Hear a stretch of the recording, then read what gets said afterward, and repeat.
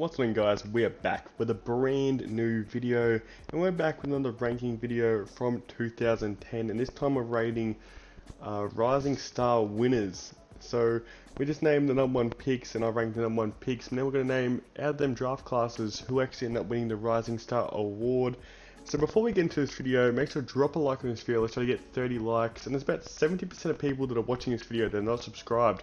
So what are you doing? I upload daily AFL videos, and if you clicked on this video, you obviously love AFL, so do I.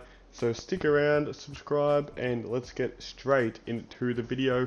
So I'm going to be doing 11 Rising Star winners from 2010 to the 2020 season. I want you to see all my predictions, to put yours in the comments. And by the way, I'm doing this off their individual rookie season, not their whole careers, because it's unfair if I'm ranking Callum Mills and he's only played one season, or if I'm ranking Dan Hannebery and he's played like 11 seasons or whatever. So without further ado, let's get straight into the video. First up, I do have Daniel Talia. Now, Daniel Talia was the 2012 Rising Star winner. I don't think he got drafted into 2010, so he was kind of a late boomer, but he was a key position player as a key defender. He wasn't too great of an offensive player. He more got the award off his defensive capabilities. He only averaged 8 disposals a game. It wasn't really too like classy of a player, but his ability to lock down like the best key defenders really showed, and that's why he ended up getting the nod. To go along with that, he did play in a finals in his first ever season, playing every single game of the season and the elimination final. So that's always great to see from Daniel Talia. Next up, we do have the 2014 winner, and that is Louis Taylor. Now, you're probably so confused when you see Louis Taylor, because out of all the names on this list, he's probably the guy you're wondering what happened to this man. And quite frankly, after his rookie year, he kind of just kept on getting worse and worse. He had a great year in 2016, I'm pretty sure, when he averaged career high disposals, career high goals. But now he plays for Sydney, and he's just an average, not veteran, like he's not that old of a player, but he kind of plays that role in trying to find his way. He still has his moments when you're like, yeah, this is who everyone thought he was when he won the Rising Star award. But quite frankly, even though his season was alright, he averaged 17 disposals and almost a goal a game in his rookie year, which is very, very good numbers. Played 22 games for the Brisbane Lions and had a very, very respectable season. And number 9, I've gone with the most recent winner of the award, which is Callum Mills. Now, this is pretty harsh on Callum Mills, because I kind of feel like he got put in a situation where everyone was just so hyped about Matt Rowell in this season, and that he was going to win the award, that when Matt Rowell ended up getting his injury, no one was quite sure who was winning it. Even until the day of the award, people still thought that Matt Rowell could pull out the victory. It was a pretty alright class. Like, the top 3 contenders which people thought could win the award were Noah Anderson, that ended up finishing 2nd, and Max King. Out of them 3, and then 4th people that thought could win it was Matt Rowell. So it was not too hyped up of a class once Matt Rowell got injured. There's still some very great players, and who knows what Callum Mills can do. He ended up averaging a very good 17 disposals and was a contested beast this year. But he did miss 3 games of football, so to win the award, still missing 3 games of football, you can tell that this man's a big body.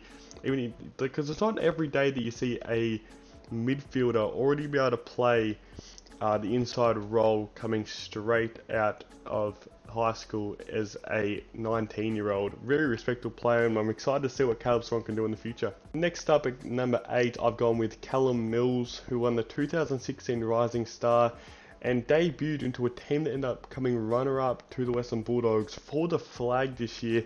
Come in straight away, he's ready-made. He averaged like the 18 disposals in his first season.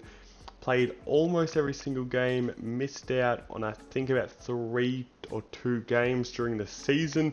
But when he came in, he was a great halfback. The ability to intercept mark, clean by feet, ability to use both feet, was absolutely excellent, and he fit in perfectly to a team that was trying to push for a flag at the time. He has not really ever got better since this year, which is really sad to see, because you would expect this man, on how he came into the AFL, that he would have a few All-Australians under his belt by now. But he still has a lot of time. I think he's only like 23, 24. I could even be younger than that, which is absolutely ridiculous to see of how good this man already is, and how people think that he's older than he actually is. So that's why I've gone Callum Mills at number 8. At number 7, I've gone to another player in his rookie year that did play the halfback role, and that was Andrew McGrath. Now, Essendon got this pick after being their huge scandal that they had during the year, and they ended up getting rewarded with Andrew McGrath, which is pretty crazy to think. Now, Andrew McGrath came in and was just a dashing halfback. Didn't play guts at all this year, but his disposal efficiency was through the roof, averaging 20 disposals his first season. But surprisingly for a halfback, he did have a lot of handballs and was not too great of the old kicking the footy, but still had a great year. Only missed the one game, which is great to see. And now everyone knows how good this man is developing into a midfield, and we're excited to see what he does in the future. Number 6, we have the oldest player on this list, which was Dan Hannebery, which was a 2010 rising star. He came in and averaged 21 disposals a game, was a contested beast, and pretty much continued this over his whole career. Now, this was not the year he got drafted. He got drafted the year before. He missed the first season with injury, which is pretty ironic now that he's now been injured for the past few seasons. But he was the fastest player to get to 200 AFL games, I think, ever, which is pretty crazy to think.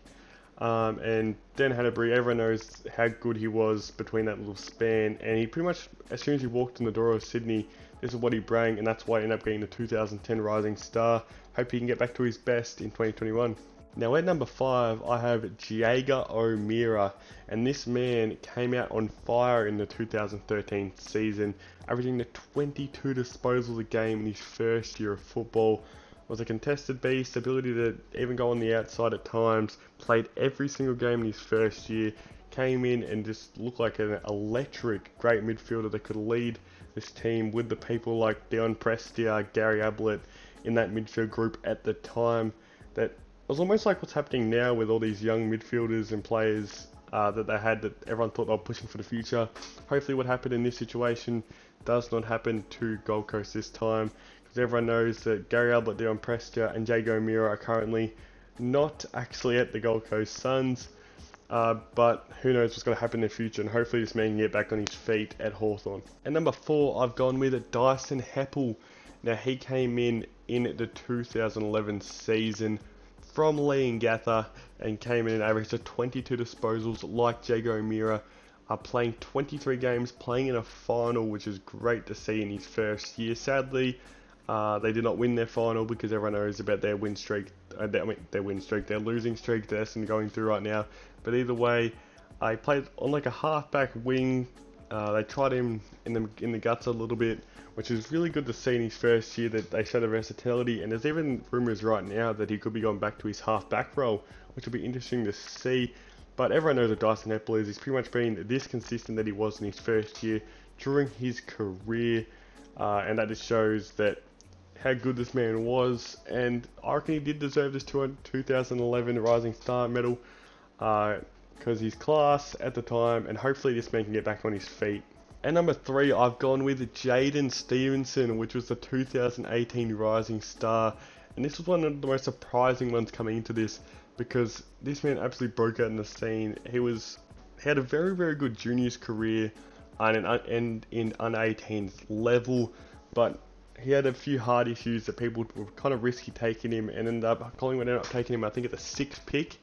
And he came in and he was like that tandem with De Goey and Stevenson. They were just rotating their battle, like their rotations were on point. His ability he was like a second De Goey, which everyone knows in this 2018 year where he debuted, he almost took him to a flag. I remember him 3 first quarter goals. He ended up kicking, I think, 40 goals this year, or like 35. I remember around that area. I can't see it right now in my stats, but I know he kicked something around there. He only averaged 12 disposals a game, but his ability to be a marking target, along with being a ability to read the footy off the packs. His quickness was absolutely so great, but sadly he did just get traded away after his 3rd season at Collingwood to trade to North. Hopefully he can return to his 2018 form at North. But in his first year, he did play 26 games. He almost played the full max of games you could possibly play in an AFL season. He did miss round 1, debuted against Adelaide in round 2, and that's when I think he kicked like 4 or something, which was absolutely crazy. And that's when I think everyone knew that this man had some serious footy ahead of him. At number 2, I've gone with Jesse Hogan, and he was the 2015 Rising Star winner.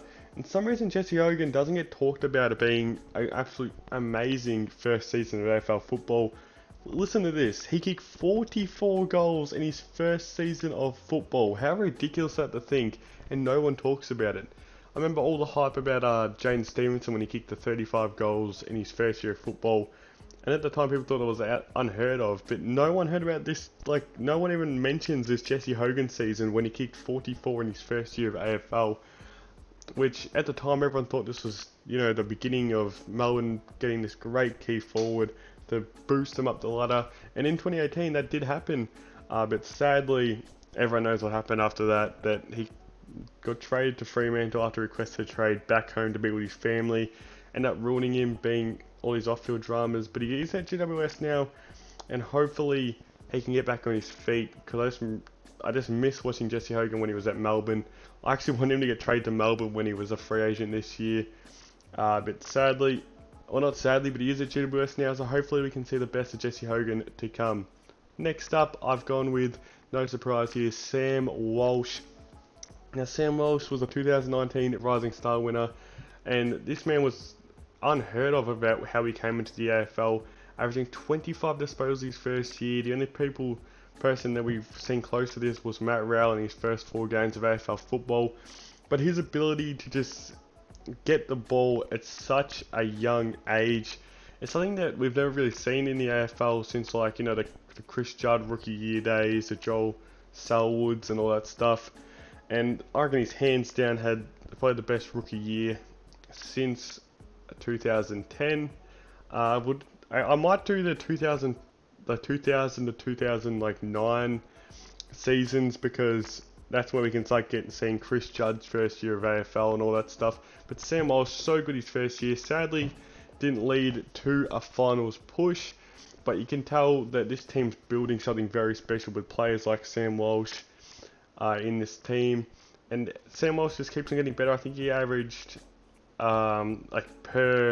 looking at regular stacks per 20-minute quarters, I think he averaged about 27 or 28 disposals this year, and was almost in All-Australian conversations. He did win Mark of the Year this year. So after this great rookie year, he's just getting better. So who knows what we're going to expect from Sam Walsh in 2021. So thanks for watching, guys. Make sure to drop a like on this video if you love these ranking videos, because I definitely love making these. So make sure you drop a like, hit a subscribe, because we're on the road to 400 subscribers. Thanks for watching, guys.